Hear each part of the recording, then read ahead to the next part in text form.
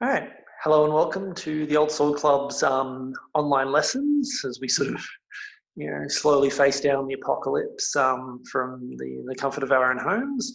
Um, so tonight's lesson is on this thing that I'm holding, which is this one's I think technically a sabre, but it's sabre and cutlass because the way people fenced with them was pretty much identical in the late 19th century.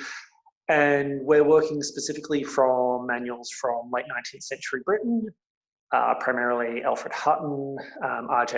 Alanson Wynne, I forget what his actual first names are, John Musgrave Waite, and also Jules Jacob, who is actually, although who is a French author, but he's referenced in a lot of British manuals, because a lot of people back then, a lot of particularly gentlemen of leisure, who were a lot of the people writing about fencing, were also fluent in French. So they reference French works that, as far as I know, were not translated in period, which is still a bit less noxious than Richard Burton, who I do reference from time to time, although his method of sword fighting is very different. But he has whole sections in his manuals in Latin, which he does not translate because he expects you should be able to read Latin and also French, I think also Italian. Yeah.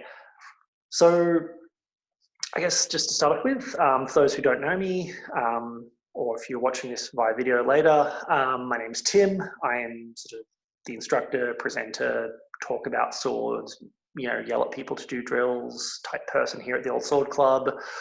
We're a club mostly focused on late 19th century fencing and weapons, so primarily sabre because it's my favourite weapon, but also we do bowie knife and epee and occasionally like walking stick and bayonet. But we always have, we have dreams of branching out to all manner of things, up into including like longsword, Viking weapons, whatever. Cool. So I guess just start with, tonight we're just going to go through sort of the basics of sabre. These are just like the really basic cuts and sort of the most core parries to the system. This is a bit experimental, I will confess, because sword fighting is kind of a partnered activity. You're reacting to what someone else is doing to you. It's a bit interesting to teach what you normally do with live resistance to someone who's training solo at home, but we'll see how we go. The other thing that's worth mentioning is recently HEMA kind of had, I guess, a Me Too moment, or what I'm insistently calling HEMA 2, just for the pun value. So one thing we've done to try and sort of help out with that and be supportive of survivors is we've shared an article in the event description about identifying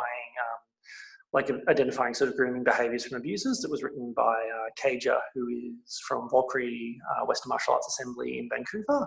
That's just a really cool article. And other than that, just really kind of trying to do our part to make HEMA a safer and more inclusive space. All right, so format for today for anyone who sort of popped in from after we started recording, we're just going to go through a series of drills. I'm pretty sure I remember the order, but I didn't post them to the event. After we do each lot of drills, I'm going to see if there are any questions. If you've got any questions, please ask. Also, if you've got any questions during the drill or even after, please just put your hand up or write Q in the chat, and Zoe will take care of the rest. We're also going to take like 10-second breaks between each section of drill, just so we can pause and restart recording. In order to restart recording, because we are going to be uploading this to YouTube afterwards. So also by extension of that, hello anyone in YouTube land who was watching this after it went live. Just so that, one, people have a way of practicing at home in between sessions, and two, if people come in like in later weeks, they can catch up. All right, so I don't know if there are any questions after the introduction, but if there are, by all means write Q in the chat or raise your hand, and Zoe will handle the rest. We're just going to take, and then after that, after question, if there are any questions, we're just going to take a 10-second break in recording, and then we're going to get started. So are there any questions?